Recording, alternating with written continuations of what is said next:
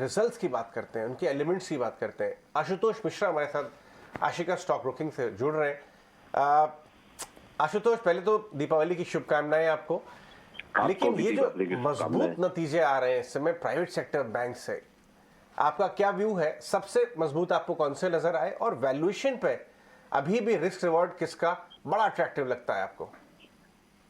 Valuation से मुझे axis bank का रिस्क रिवॉर्ड बहुत अट्रैक्टिव अभी भी लगता है, और सब्सटेंशियल इम्प्रूवमेंट है उसके परफॉर्मेंस में क्वार्टर ऑन क्वार्टर बेसिस पे।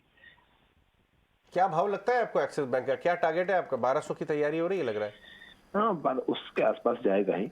हमारी टारगेट 1150 के आसपास की है, तो वो 1200 तो जाएगा।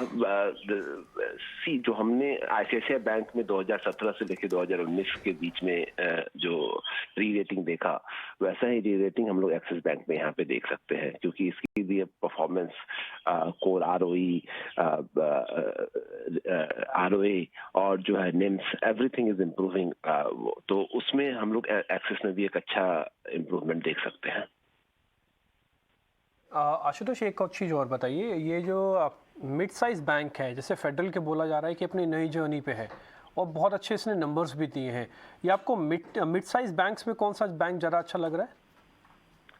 तो आपको एक चीज, अभी मिड साइज हो स्मॉल साइज हो, सबके लिए, और इवन पब्लिक सेक्टर जो कि बहुत लैग कर रहे थे, सबके लिए एक मेजर अपॉर्चुनिटी ग्रोथ का आया है, क्योंकि हम 5-6 साल के बाद पहली बार देख रहे हैं इस साल में, जहां पर कि क्रेडिट ग्रोथ जो है डिपॉजिट ग्रोथ से बहुत ज्यादा है। तो मीन्स कि सबके पास ग्रोथ की अपॉर्चुनिटी आएगी। पहले डिपॉजिट ग्रोथ ज्यादा हुआ करती थी, क्रेडिट ग्रोथ कम हुआ करता था। तो उस एंगल में भी हम देखेंगे तो फेडरल आईडीएफसी फर्स्ट हमें बहुत अच्छी लगती है। इवन डीसीबी, छोटे बैंक में डीसीबी और करुर वैश्य का भी इस बार का जो रिजल्ट आया है वो बहुत ही अच्छे रिजल्ट आया है। आशुतोष, एक आखिरी चीज आपसे पूछना चाहेंगे, क्योंकि एनपीएस के फ्रंट पर थोड़ी दिक्कतें थी जो कि बैंक्स को परेशान कर रही थी। इस वक्त क्रेडिट ग्रोथ सिनेरियो काफी पॉजिटिव है और एनपीएस भी घटते हुए, तो क्या आपको लगता है कि जो भी सारे डेंट या जो भी सारे कंसर्न्स थे बैंकिंग के लिए, at least for coming few quarters छटते हुए दिखे हैं, खत्म होते हुए दिखे हैं? श्योरली, इस पे आप यदि देखो तो कॉर्पोरेट साइज के लेवल पे या रिटेल लेवल पे, दोनों लेवल पे जो है हमारा जो डेट इंडिकेटर है वो बहुत फेवरेबल है आज के समय में, और साथ में इनकम ग्रोथ भी है। तो इस एंगल से मुझे नहीं लगता है कि बैंकिंग सिस्टम जो है एक बहुत बड़ा स्ट्रेस से पहले ही बाहर आया है, और मुझे ऐसा नहीं लगता है कि कोई एनपीए का प्रॉब्लम इसमें कोई ज्यादा आने वाला है, एटलीस्ट फॉर नेक्स्ट 2 ईयर्स। उसके बाद हम लोग फिर से एक नया साइकिल देख सकते हैं एनपीए का। ठीक है आशुतोष, बहुत शुक्रिया, थैंक यू वेरी मच ये कॉन्फिडेंस दिलवाने के लिए कि बैंकिंग के अंदर अभी तस्वीर थोड़ी ज़्यादा बेहतर है और ज़्यादातर शेयर्स अपने आप को टर्न अराउंड करते हुए दिख रहे हैं। बहुत शुक्रिया आपका, थैंक यू वेरी मच आज समय देने के लिए। खैर, इस बीच मेरे साथ एक और मेहमान जुड़ रहे हैं, अभिषेक जैन, उनसे ज़रा करते हैं बातचीत। अभिषेक, बहुत बहुत शुक्रिया, थैंक यू वेरी मच आज समय देने के लिए। मैं बैंकिंग की स्टोरी को थोड़ा उससे आगे लेके जाना चाहता हूँ। मोटा मोटी क्रक्स हमने आशुतोष से समझ लिया है। मैं आपसे आपका कन्विक्शन जानना चाहता हूँ कि आप किस बैंक पे ज़्यादा बुलिश हैं। उसकी अगर 3 वजह भी बता देंगे तो मेरा कॉन्फिडेंस लेवल और ऊंचा हो जाएगा।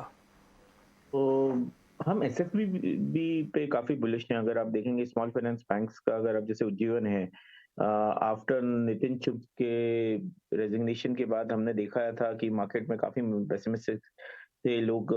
तो अगर आप देखेंगे लास्ट क्वार्टर में और लास्ट फ्यू क्वार्टर से नंबर्स जो आ रहे हैं, जो 15% ग्रॉस एनपीए था वो 4.5% हो गया, और मैनेजमेंट ने बोला है कि इट विल गो बिलो 2%, और इस साल का क्रेडिट कॉस्ट भी 2% के आसपास का ही इन्होंने गाइड किया है। दूसरा, इनके कोर डिसबर्समेंट ग्रोथ एयू जो है राइट नाउ, वो already 15% quarter on quarter growth आ रही है। इस क्वार्टर में 11% की थी, तो ये नंबर्स आपको बहुत ही अच्छे हैं। तीसरा रीजन जो है राइट नाउ, एंड इन इन सब में अभी एसेट क्वालिटी का प्रेशर नहीं है। माइक्रो फाइनेंस इंडस्ट्रीज का ये टॉप पीरियड चल रहा है राइट नाउ। तो एक ये तीनों ही रीजन यही है राइट नाउ। इसके अलावा अगर आप देखेंगे एनआईएम्स वगैरह में भी मैनेजमेंट ने जो गाइडेंस दिया है राइट नाउ, कि वो बोला है कि they will maintain the mind NIM mind at current level only. तो ये एक रीजन है। इसी कारण से हमें लगता है कि उज्जीवन एसएफबी या उज्जीवन होल्डिंग, अगर आप फाइनेंशियल लॉन्ग, तो उसमें आपको 10 से 12% अधिक गेन मिलेगा। तो ये दोनों ही कंपनीज आप इन्वेस्टमेंट के लिए देख सकते हैं। तो एक इसके अलावा इक्विटास भी है 17%, जिसका 17% एनपीए है। 17% जो हिस्सा है वो आप देख रहे हैं कि वो माइक्रो फाइनेंस इंडस्ट्री से आता है और वो उसके भी नंबर ठीक ही थे। तो एक और ये इक्विटास ने अभी टेक इनिशिएटिव लिया है, तो इसके कारण से हो सकता है कि थोड़ी ऑपरेटिंग कॉस्ट में बढ़ रही है। और बीच में ऐसा न्यूज़ था कि mister Vasudevan will leave the company, तो वो अभी 1 साल का तो उन्होंने एक्सटेंशन ले लिया है। तो ये एक रीज़न यही है कि मेरे को यही लगता है कि आप दोनों ही कंपनीज़ में आप अपना इन्वेस्टमेंट करके रख सकते हैं। ये एक बहुत ही अच्छी अपॉर्च्युनिटी। इसके अलावा एक्सिस बैंक जैसे हमारे साथी ने बात की है, एक्सिस बैंक पे हमारा व्यू पॉजिटिव ही है। हम काफ़ी टाइम से एक्सिस बैंक पे positive and I continue to maintain. अभी तो जो सिटी का इनको बेनिफिट मिलेगा आगे जाके एनआईएम्स वगैरह में, वो एक बहुत बड़ा होगा। इसमें पूरा का पूरा ग्रैन्युलरिटी हमारा ये व्यू है कि नेक्स्ट 3 से 4 साल में 3 साल में एक्सिस बैंक यहाँ से डबल भी हो सकता है। एब्सोल्युटली। तो बैंक्स अगर Q2 की बात करें, प्रॉफिट फिगर्स और मार्जिन्स के फ्रंट पर अगर देखें, काफ़ी पॉजिटिव नंबर्स हैं और इस वक्त हमारे एक्सपर्ट्स के रेडार पर कई सारे बैंकिंग स्टॉक्स भी हैं। एक्सिस बैंक, इक्विटास, जीवन स्मॉल फाइनेंस बैंक जैसे अकाउंट